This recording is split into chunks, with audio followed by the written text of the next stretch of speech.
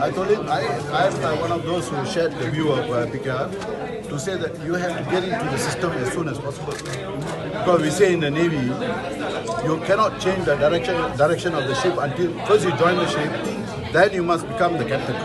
Only then you can change the direction of the ship. But in National Patriot Association, they are saying there could be a backlash. No, that one I will rebut. I think General Ashad is a good friend, old friend. I think he has lost reality on the ground.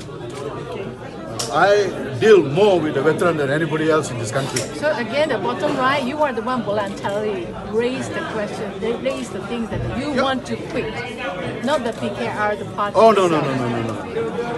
Nothing to do with PKR. It was my desire. That is not quitting. I'm saying by me making way for him, I can get more for my people.